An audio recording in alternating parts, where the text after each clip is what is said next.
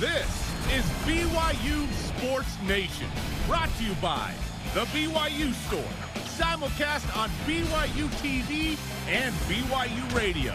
Now, from Studio B, here's Spencer Linton and Jarom Jordan. BYU Sports Nation is live, your day-to-day play-by-play in Studio B, presented by the BYU Store, official outfitter of BYU fans everywhere. Tuesday, January 25th, wherever and however you're connected.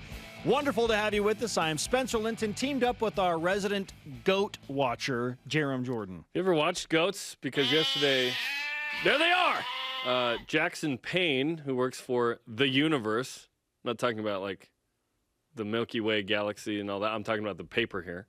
He tweeted a couple photos of Danny Ainge chilling. He said, Danny Ainge chilling with Cosmo to watch some BYU women's basketball. So I tweeted, I see two goats. Mm-hmm. Okay. Mm-hmm. To which Brent Herring, assistant coach baseball, said, thanks for noticing me, Jeremy. He's behind them with his kid. And I said, oh, I see Danny there now. Okay. Obviously, Brent is one of the goats that you were Brent recognizing. And Cosmo. And then I was like, oh, wait, there's Danny. Oh, and Danny. Yeah. I appreciate Brent's the American Samoa head coach for baseball. Awesome, right? It's fantastic. That's super random and amazing. Excellent recruiter. I love it. Great dude. Looking forward to baseball season. It's right around the corner. Let's go. And I love that Danny is so visible at BYU events. When he came into Studio C when we were interviewing Danny and Greg Kite last week, he said, look, and I don't know if you heard it, but he said, I needed to live in Provo or close to Provo so that I can get my fix of BYU sports. He wants to be around BYU athletics and get to as many games as possible. Now, I don't know if this is true, but if it is true, it's big. I think he's in the same ward as one Taysom Hill in the offseason. And it's Bishop Chad Lewis. There you go. It's the greatest ward ever. That's the greatest ward of all time. with BYU ties, what's better than Bishop Chad Lewis, Danny Ainge, and Taysom Hill? They do you give Taysom a calling in the offseason? He's like, I'm only here 3 months or whatever, 5 months. But Speaking of goats, a few every week when you go to church. Jeez. Here's your show lineup. Hopefully the goats appreciate this. Real quick. I've said the story before, but since we're talking church. So I go to New Orleans one time, and I call a rugby game, and I go to just random ward in downtown New Orleans. Okay, I just pick random ward. I did not know where to go, but I'm like, it'd be cool if I showed up at Taysom's ward. I showed up at Taysom's ward because the sacrament starts to be passed out, and there's a couple of deacons, and then there's an NFL quarterback with the tray. And I thought, how cool is this? Yeah, pretty cool. It was pretty cool just to see that, we're all equals here. There's 12-year-old kids, and there's this muscly hunk of a dude, Taysom Hill, handing out the emblems, right? It was super cool. Anyway, sorry to interrupt. All good. Actually, I'm not sorry. I'm glad I did. Jarom Jordan, everyone, ladies and gentlemen. Why does everyone you're the resident goat watcher. Why does everyone apologize when they interrupt but then still go? Sorry to interrupt. No, if you were sorry, you wouldn't have done it. You know what I mean? How rude of you. Yeah. Here is your show lineup. BYU making life hard for the Pac-12 conference again, and specifically in future football scheduling. How would you schedule against the Pac-12 once BYU enters the Big 12? College football and basketball insider Matt Brown joins us to discuss what the recent NCAA meetings will mean for the future of Division I competition. Are we headed for trouble? And the elimination of several programs, specifically at the Group of 5 level. Plus, Shaylee Gonzalez of number 16 BYU women's basketball. What does she care most about, a national ranking or a projected seed in the latest bracketology? Bring on today's BYU Sports Nation headlines. Women's hoops beat San Diego 70-48 last night, as seen on BYU TV. Shaylee Gonzalez scored 20 points. Paisley Harding had 16. Cougars now 16-1. 6-0 in the WCC, and as of yesterday, number 16 in the AP poll, tied for the highest ranking ever. And Charlie Cream's latest bracketology this morning, he says BYU is the lone contender outside the Power 6, still has BYU as a 3 seed. This is the greatest women's basketball team in BYU history. They have to validate it with the Sweet 16 to actually say that. But regular season, at this point, no one's touched this team in BYU history. One loss in OT. BYU turned the ball over 22 times yesterday. Just to see if it'd be interesting. And still won by 22. Imagine if it were only 12 turnovers, then they probably win by 40. Also, I know ideally hosting the first 2 rounds would be awesome, but we will discuss this and look into it in depth as to whether or not BYU and the Marriott Center can host these games in the coming weeks. BYU men's basketball freshman Fousseyni Traore named the West Coast Conference Co-Freshman of the Week, sharing honors with Gonzaga's Chet Holmgren. Not a surprise. It's the third time Foose has been awarded the Freshman of the Week this season. That's pretty good. And to share it with, like, the number 2 pick in the draft or whatever, maybe 1, Yep. Who knows? Men's hoops remains an 8 seed in Lenardi's latest bracketology. WCC still has 4 teams in the bracket. We're almost to February with 4 teams. It's pretty good. Take care of Santa Clara and San Francisco this week, and maybe they climb to the 7 seed line.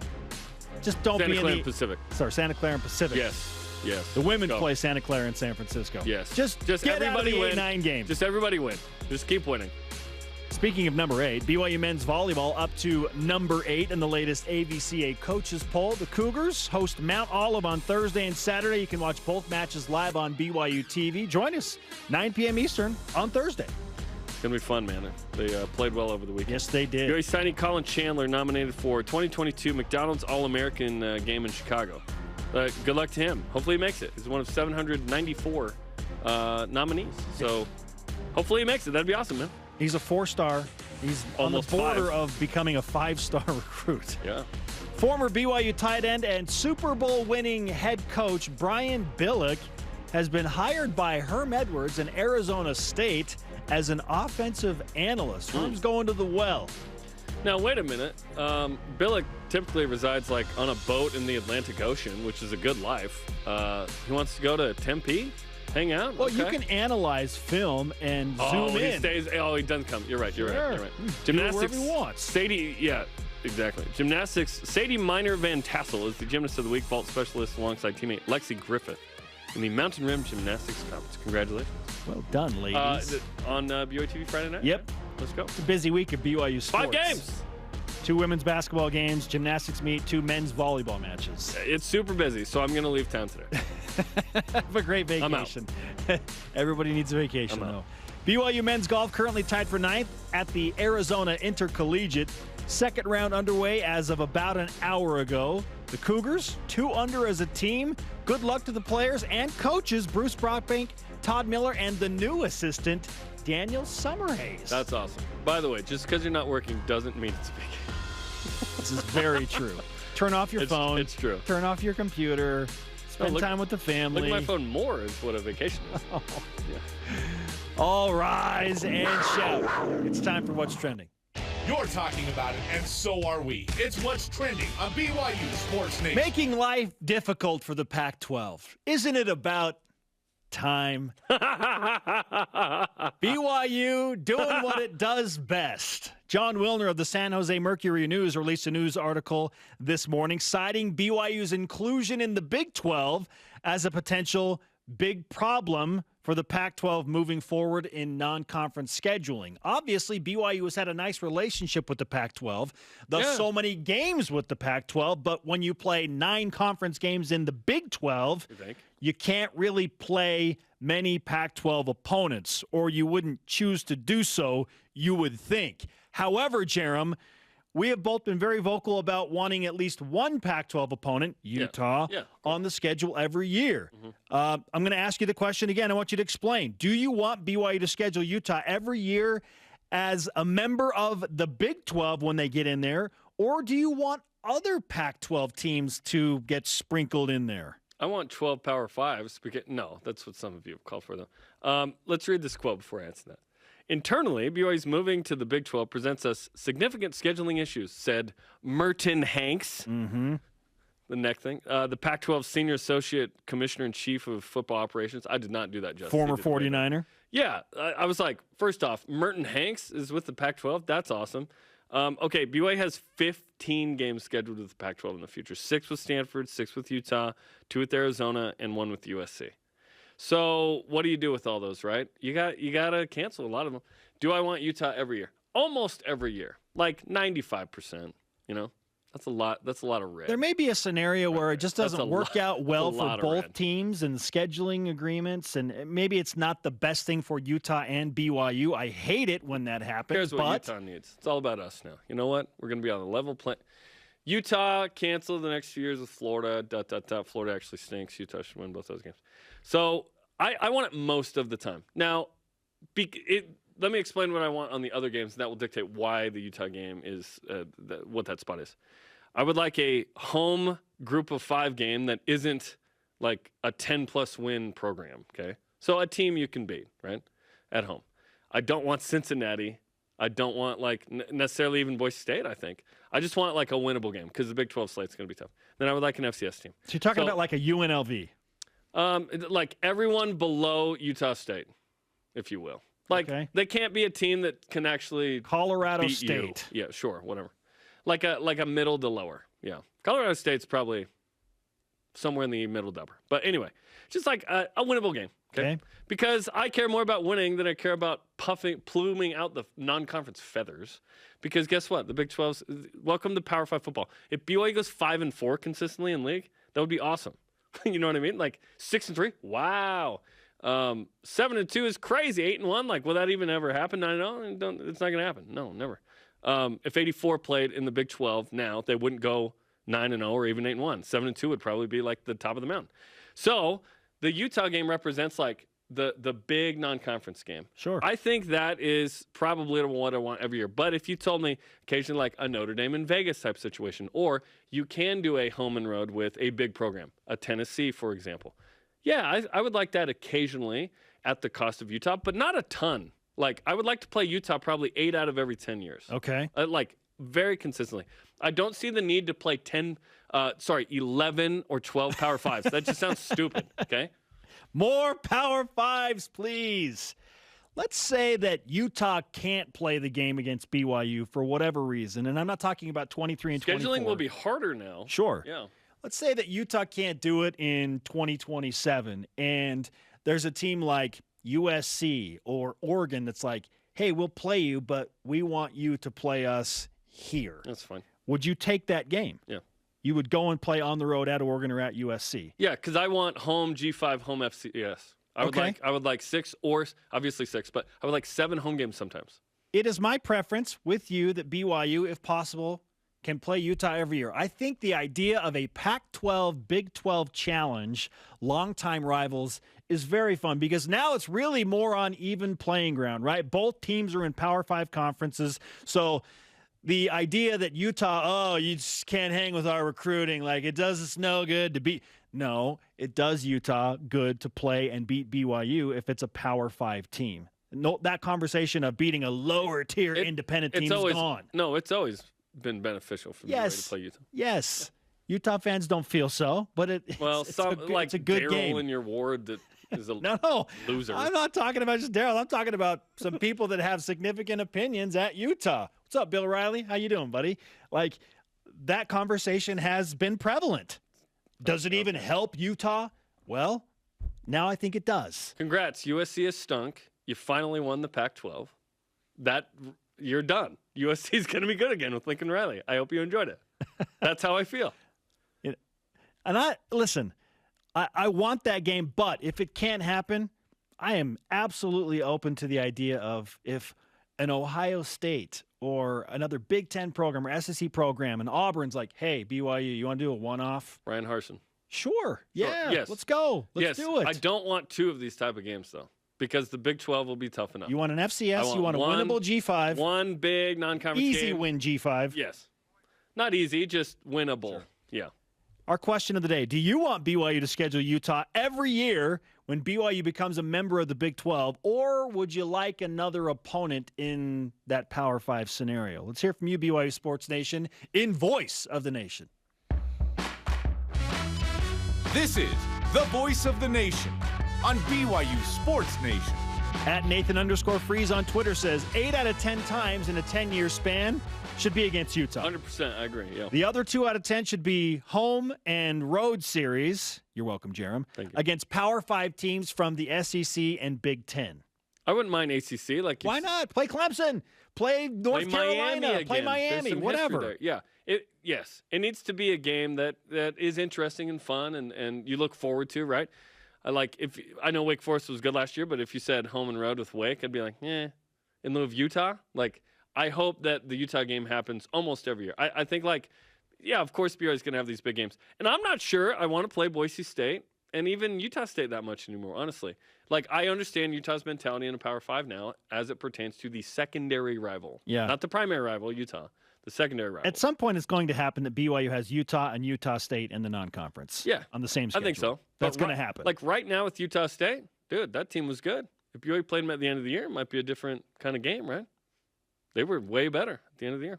Hashtag BYUSN, Twitter, Facebook, and Instagram to join the conversation. Coming up, should the West Coast Conference hire robots? This is a real question. Tell you in what?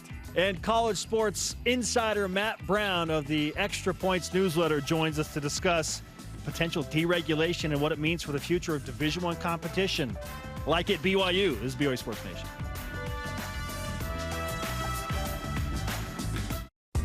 BYU Food to Go's convenient location at 2191 North Canyon Road in Provo makes bringing popular BYU foods to your next event easy. Everything's ready when you need it at the drive and load pickup. You drive in and they load no matter the weather. And stop in the on-site creamery for great BYU chocolate milk and ice cream. BYU Food to Go, bringing campus to your table. Call for details, 801-422-5001.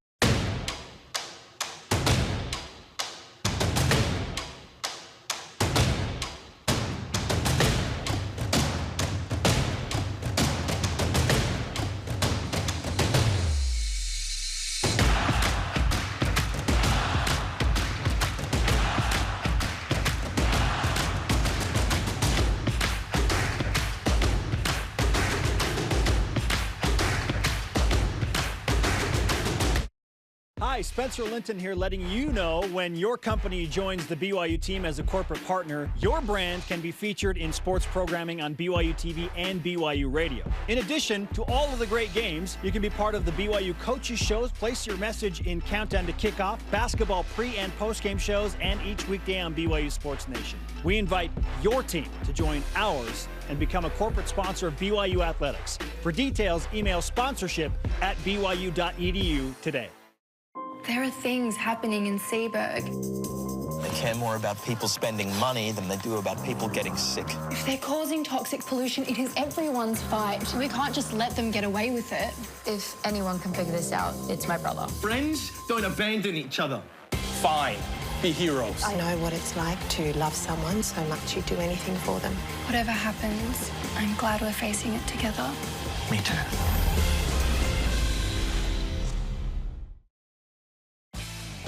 BYU Sports Nation is presented by the BYU Store, official outfitter of BYU fans everywhere.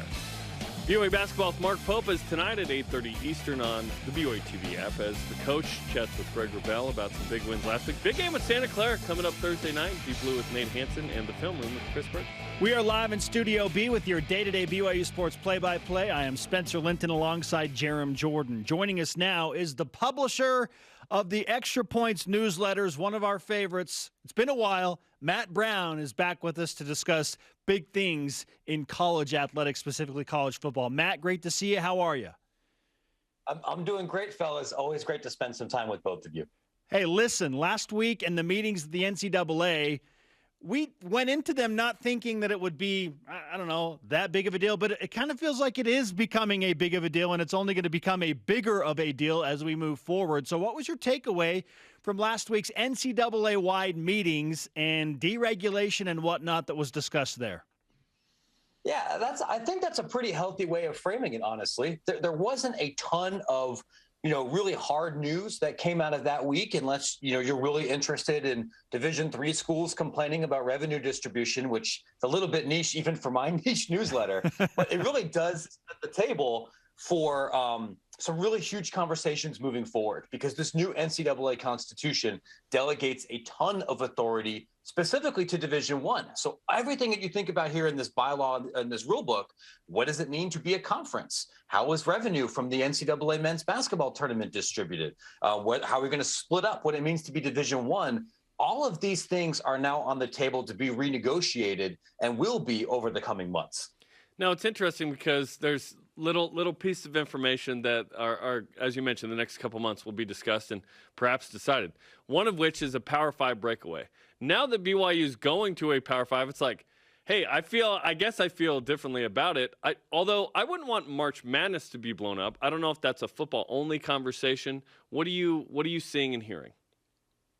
I have not really heard a lot of appetite among Division I schools for a formal P5, G5 complete breakaway. And part of the reason is because of the NCAA men's and women's basketball tournament. And part of the reason that event makes a lot of money, maybe it's kind of weird to talk about it here, maybe in this market, but part of that is because America loves to gamble on it.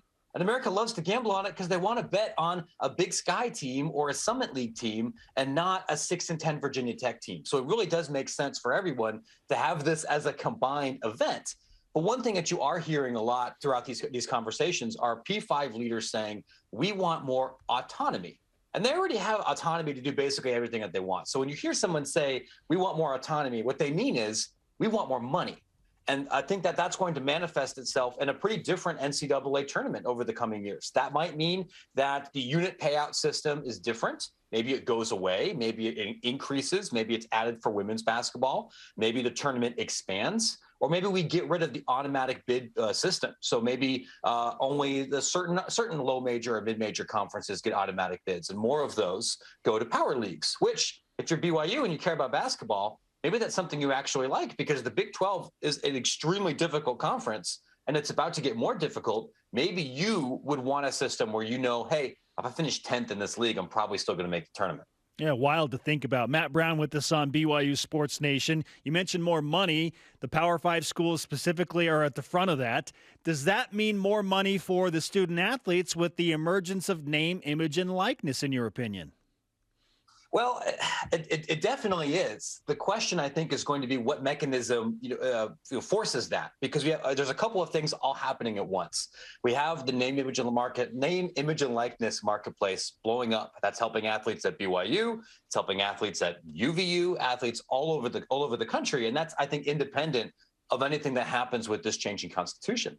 You also have the federal court system, and not just liberal judges, but really conservative judges too, saying maybe we should take a look at these assumptions we've had about amateurism. Maybe if somebody is working 35 hours a week for an enterprise that makes $11 gajillion in television revenue, maybe they should be considered employees rather than, warrior poet student athletes or whatever the designation is right now. And so that might mean, maybe that means we have unionization. Maybe that means they become direct employees, and a program like Utah or BYU or USC may be better equipped to navigate that system than maybe somebody like Southern Utah or Utah Tech, right? So, and those are questions that the NCAA themselves can't totally navigate. It's going to depend on what the courts say. It's going to depend a little bit on what Congress says. And I know that stinks, because if there's one thing I know college football fans in this market love to hear, it's, we can't wait to see what Congress is going to do.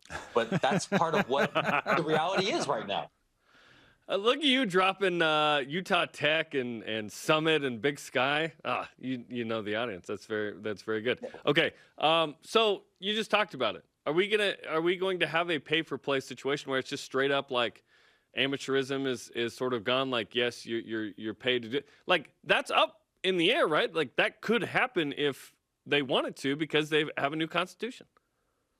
Yeah, that is something that I think is a possibility everybody has to grapple with. I remember I was talking with Bubba Cunningham, who's the athletic director at North Carolina, a couple of weeks ago out in Las Vegas. And I posed this question to him, and he said, yeah, this is something we're talking about. And if that world happens, UNC is still going to play college sports. The question for us is how we're going to pay for women's lacrosse or swimming or some of these other sports. But whether they're employees, whether it's through NIL, whether it's something else, somebody is still going to wear the baby blue jersey and play basketball at the Dean Dome. But if you're an AD right now and you're not thinking about, well, is this system going to stay the same in 5 years? What happens if the courts say we have to pay people? What happens if there's a hybrid? You have to at least think about it. I bet if we went into Tom's office right now, there's going to be a lot of spreadsheets somewhere that's forecasting what would we do if the Supreme Court then says X in 2025. Dennis Dodd of CBS Sports joined us recently, and he is of the opinion that with the separation potentially happening, especially financially, between Power 5 programs that are naturally just going to get more money because that's what they do, compared to some of these lower-tier Group of 5 teams, that some sports are going to be cut. Matt, do you see Group of 5 teams cutting sports moving forward because of the discrepancy in how much money is distributed between Power 5 programs and some of these lower tier schools? Yeah, I think most of them won't have to, but I can definitely see a world where they'll decide to do that. And one of the things I think that's important to think about for G5 programs or mid or low majors is that they sponsor some of these other sports for different reasons. Thinking back to, not far where I grew up in Ohio, you have schools like Youngstown State that want to sponsor lots of programs, even if they're not even going to sell a single ticket, because they want that tuition money. They want to boost their enrollments, and they realize, hey, if I have a swim team, most of those athletes aren't going to be on full scholarship, and then they can give us some tuition because we can't even get butts in the school right now. That's not the world where BYU is. That's not the world where Utah is. But even if there's a professional model, I think you'll see plenty of mid majors, low majors, and G5 programs that are trying to boost enrollment, maybe even add sports rather than drop them. Other schools are going to look at this and realize it makes more sense for us to invest this money into football and basketball. And I would say if you care very deeply about collegiate tennis, you should think about other ways that system could work, because it may not be able to be sustainable with what we're doing now. There's so much money in this game, and it's going into the pockets of certain schools right now. Is it inevitable? Well, it already is competitively. There's a massive gap competitively. Like, where is this headed? If you're San Jose State or Western Michigan in having football, but not actually competing at the highest level, right? And even a team like BYU that BYU's not on the same level as Alabama and Georgia, but who is? You know what I mean? And Clemson had an off year, but who knows? They'll be back soon when they find the next Trevor Lawrence or whatever. Where's this headed? As one does. I mean, I joke with people that I'm like, if my crystal ball really worked, my newsletter is going to be a lot more of an $8 a month. Like you can put me on retainer, right? I think if you're a Western Michigan or a San Jose State, you have to have some difficult and uncomfortable conversations about what success looks like for your athletic department. If your department gets together and says, listen, the only way we're going to balance this budget, the only way we can do the things we want to do is if we go 8-4 and make the Arizona Bowl. Well, you need to either come up with $20 million more, or you need to get out of the game and do something else. And I think we could probably think of a couple of Division I schools that maybe are fooling themselves a little bit and pretending that they're playing the same sport as Alabama, or honestly even playing the same sport as Cincinnati, right? Like that's not what Louisiana Monroe is doing. That's not really what UMass is doing. But if you define success differently, maybe it doesn't matter that you're never going to beat Alabama or anything. I mean, I think BYU fans would agree, hey, we had a great season last year. We had a great season the year before that, even though we were never really in the race to win a national championship. It's a different system. And I imagine there's going to be some significant reconfigurations in college football over the next couple of years. And maybe Eastern Michigan and Western Kentucky are playing in a different classification.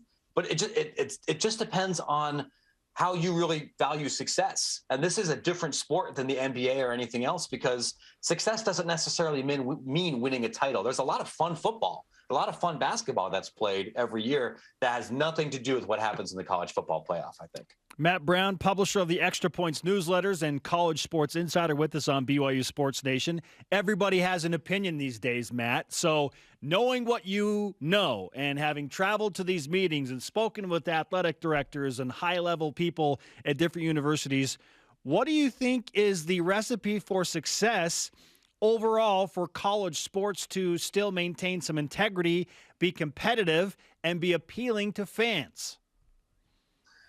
That's a great question. And I may be a little bit different, I think, from some other reporters, because I don't think we ever really had amateurism. I don't think that this system ever really was completely competitively fair. People have been cheating since 1905. Like Yale had bagmen, Princeton had bagmen. The schools that don't even exist anymore were going into the local steelworkers hall and just grabbing anybody off the floor to come play left tackle. So like I don't look at this as any illusions here. I think what's important, big picture, is that all this money that's coming into this system is distributed in a way where the people who are doing the most work, which I think are the athletes, get either long-term health care or some other kind of financial protections. I don't think it's fair for a coach, even at a bad team, a team that's going to finish in last place in the SEC West, to make $7 million a year while the left tackle is one knee injury away from potentially losing everything. Yeah. And honestly, I think a lot of fans really agree with that too, that the pro sports are set up the same way. There's enough money to go around. I think, to support 100+ FBS programs. It's just a matter of figuring out how to share it in a way that allows the most possible people to participate. And that's not something really American sports do very well. And I hope that maybe we can find a way to do that a little bit better in college football moving forward. Matt, fantastic stuff. For those that don't know, how can they find more of your content?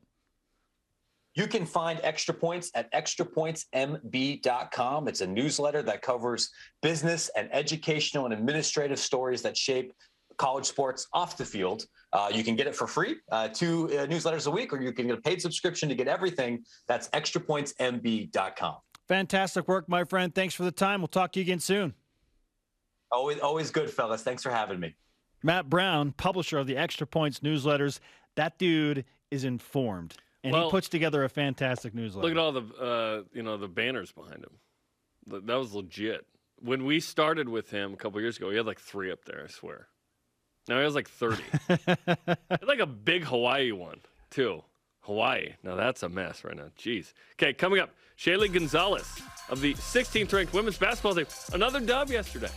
And do Ken Pomeroy's odds for BYU men's basketball to win both games this week seem too low? How you feel about the number and how we feel about it next on BYU Sports Nation.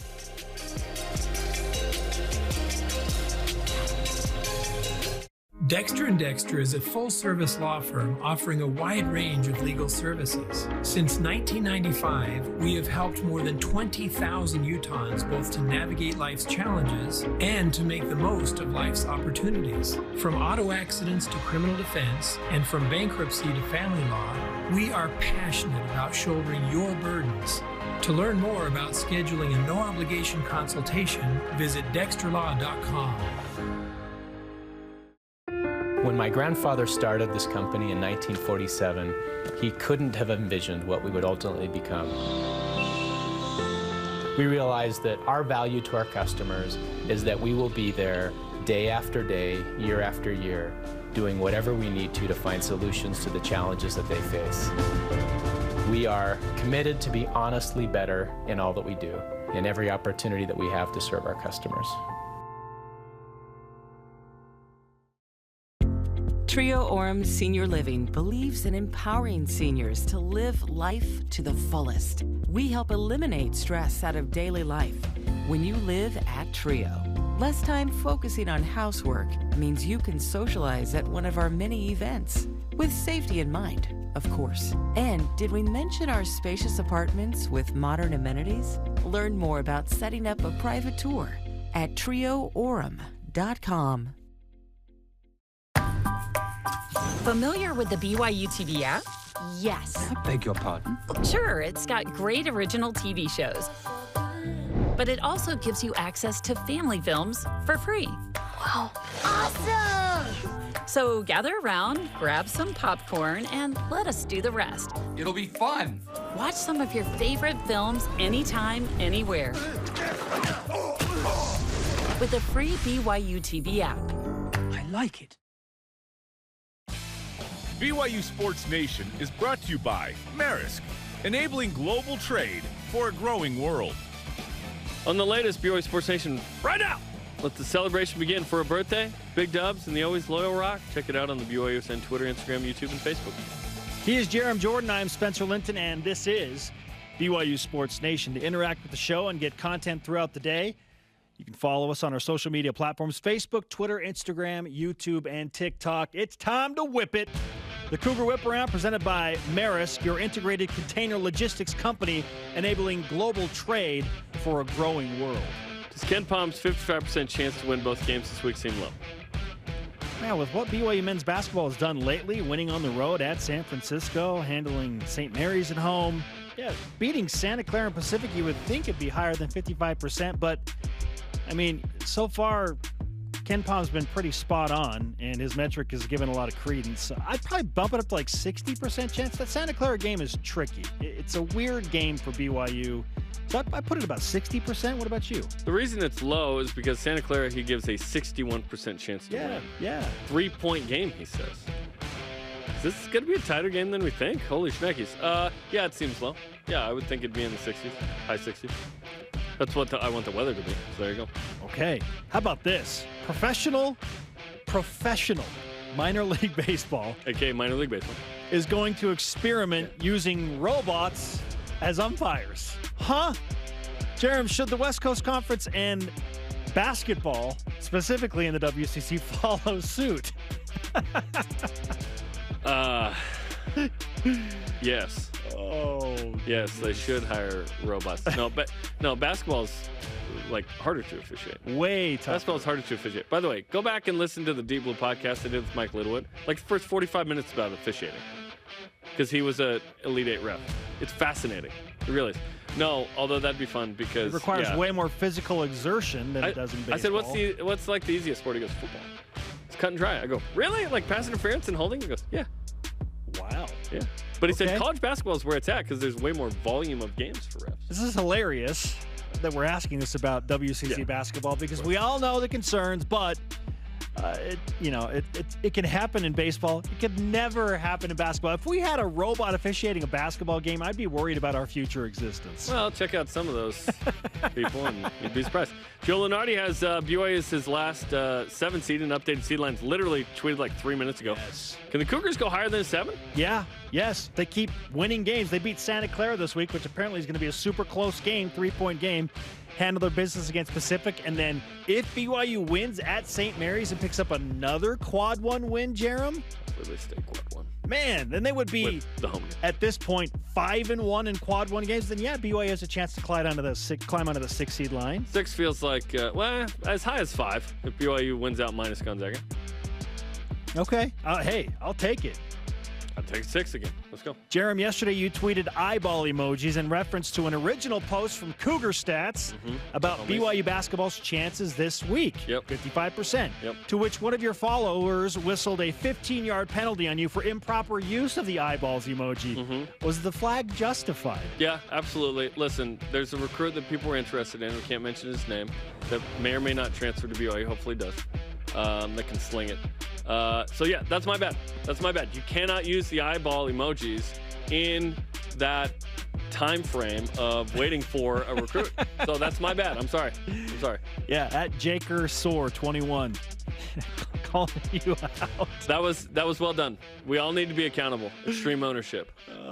Coming up, the top 5 game-winning field goals in BYU history. We're still leveraging the weekend in the NFL. Plus, BYU women's basketball star Shaylee Gonzalez joins us to recap 2 wins over San Diego in 3 days. And which matters more to her, an AP ranking or where the Cougars sit in the latest bracketology? This is BYU Sports Nation.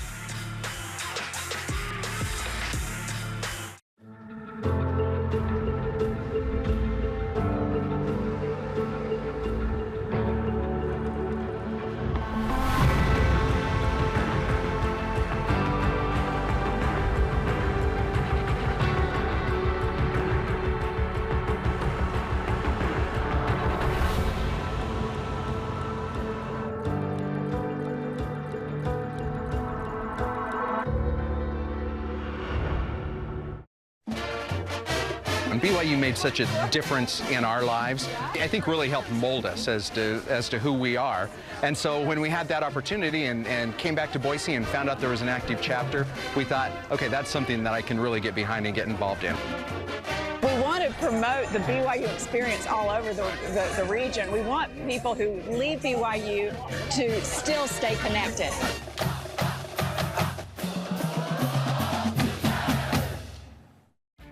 Tim Daly Ford in Spanish Fork offers a large inventory of Ford vehicles, including a selection of cars and trucks, providing a range of transportation choices. From the Ford Fusion sedan and the Edge crossover SUV to a range of pickups including the F-150. Each product line comes with options to enhance performance, comfort, and safety. Think Ford, think Tim Daly Ford in Spanish Fork.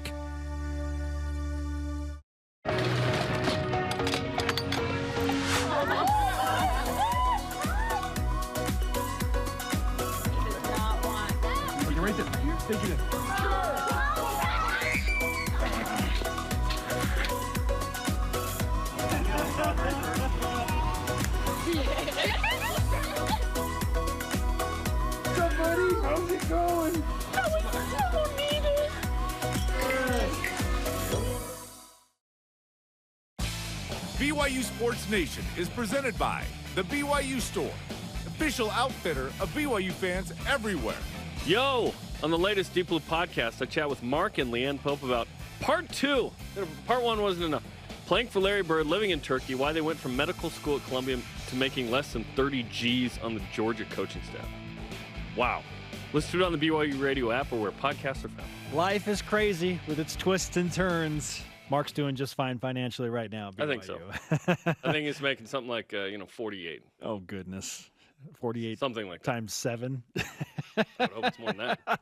I don't know. I'm just doing the simple math. Bro, sure. hey, Brody better be making like 2 or 3 in the Big 12.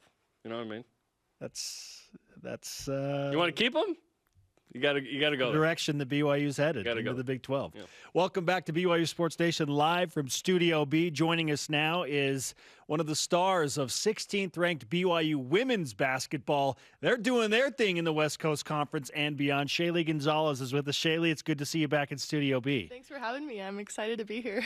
We have entered a very strange COVID scenario again, where you're playing games on unexpected days, and you had a scenario where you played San Diego twice in 3 days. It was kind of like a playoff series.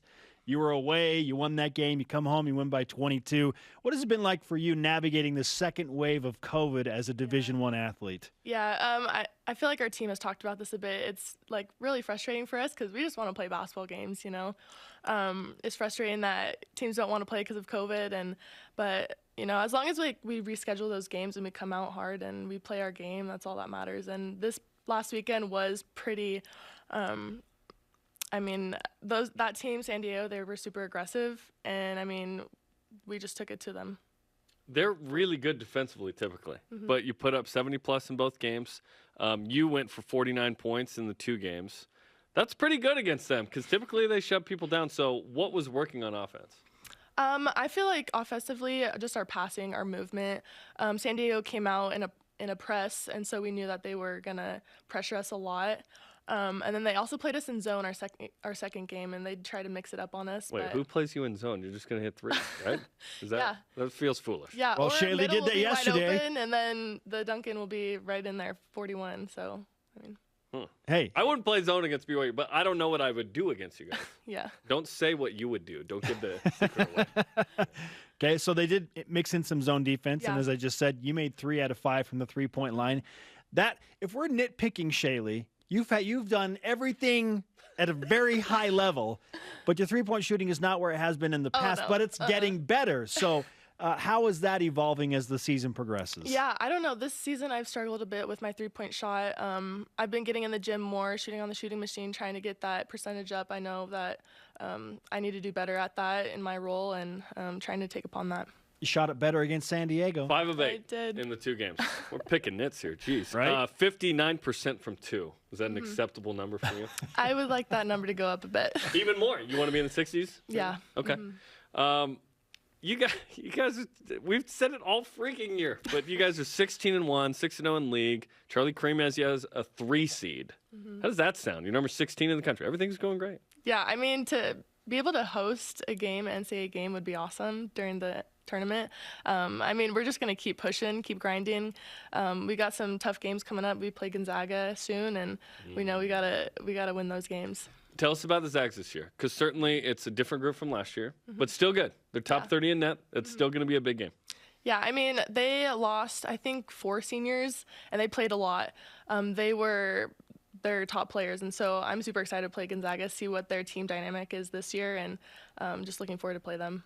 Shaylee Gonzalez with us on BYU Sports Nation, star for the BYU women's basketball team and one of several stars. Paisley Harding doing her thing, Lauren Gustin doing her thing. Tegan Graham has been outstanding at points. It feels like everybody is contributing and the chemistry is at an all-time high. Why is that this year it has all come together? Yeah, I mean, those 5 seniors coming back was huge for us. And I feel like that's why we're so good this year, is because we have that chemistry. And their leadership is amazing, and it's been super fun playing with them again, and I'm going to be sad when they leave. Yeah, let's not talk about it. I'm going to miss them too. Okay, you are amazingly somehow, a redshirt sophomore? Yeah. Okay, so as is Lauren Gustin. Yeah, both of us. Not bad, right? Not bad. Are we going to see you in the Big 12? You gonna stay that extra year? Oh yeah, that's my plan. 2 5 years of Shaylee. That's my plan. Oh baby, that's exciting. Okay, you talked about sort of the team dynamic. What's the secret sauce? Obviously, all these seniors coming back, it's like awesome. You're better than you probably would have been, right, with that experience and that production.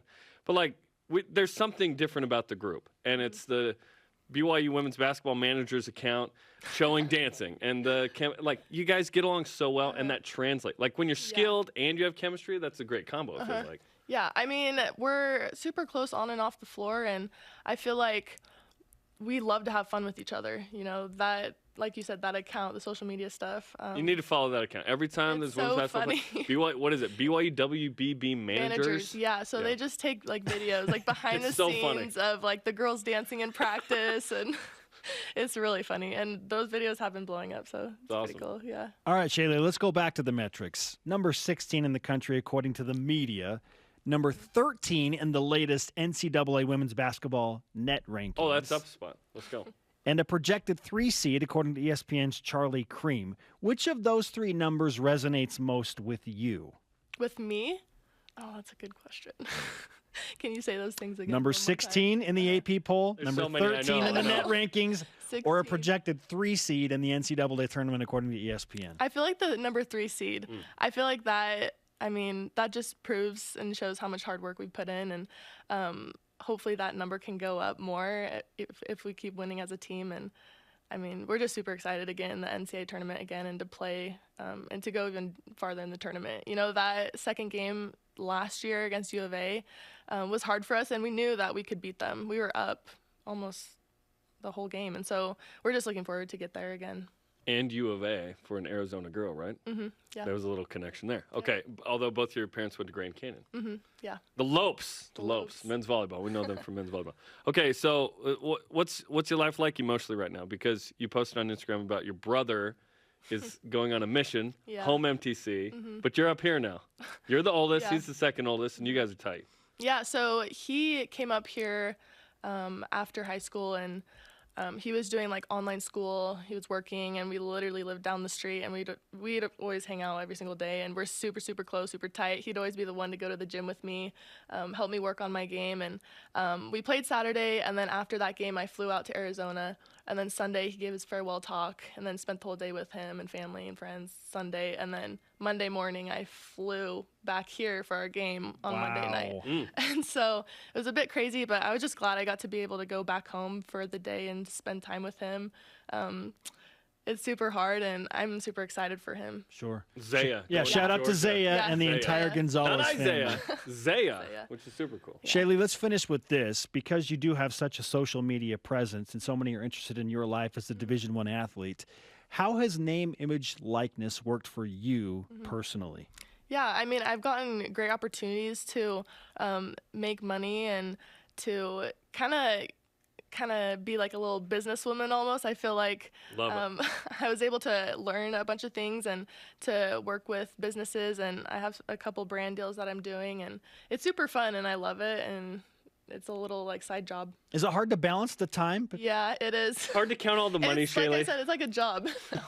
It's like a job, and so it does take a lot of time. I've been taking a little break from the social media part of it and to focus on more important things, but you know, it's super fun and I love doing it, whether it's like a little bit or working with brand deals. So he's showing off a certain card at MacU, I think, right? Which is pretty cool. Yeah, that's my biggest awesome. brand right now. Awesome. UNAB. Let's go. You're a journalism major, which we did as well, although they didn't have sports media when we were going through. What do you want to do with that? And what are you learning that we need to know because we're not in class? Well, I'm taking a class from Greg Rebel right now. So nice. That class is fun. I think it would be so cool to be like obviously I want to play pro after college, whether it's try out for the WNBA or go pro overseas. I feel like it'd be really cool to be a photographer for like a NBA team or, you know, any team like that, some sort. But not so much like broadcasting. I know that's your guys' thing. More social? Yeah, more social. Yeah. There are students that have left here who are working like with the Jazz and other in social media. That would in be social. Cool. Yeah, That would be so absolutely. cool. That's cool. We can have some conversations about that. That'd be awesome. Or if you decide you want to be the next Rebecca Lobo, Kara Lawson, like we can talk about that too. That'd be awesome. Okay, thanks, Shaylee. Great to talk with you. Let's give you some BYU Sports Nation karma for the upcoming games this week. And we've got a couple, on BYU TV this week, which is exciting. Santa Clara, San Good Francisco. luck. Let's do it. Thank you, guys. Thanks. Okay, coming up, if you got staples in your head, would you still go to a BYU sporting event? We'll tell you about the kid who did on Saturday.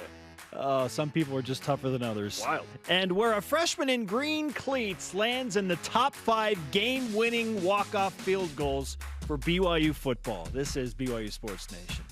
This portion of BYU Sports Nation is presented by Delta Airlines. Keep climbing. If I got hurt and was laid up at home, I wouldn't even think to call a lawyer. What a hassle. I'd want to meet them first. What if I told you that for your first consultation, your lawyer will come to you, home or hospital? Really? Really. They do that? If you've been injured, we'll come to you. It's your job to get better. It's our job to deal with the insurance companies. Learn more at siegfriedandjensen.com.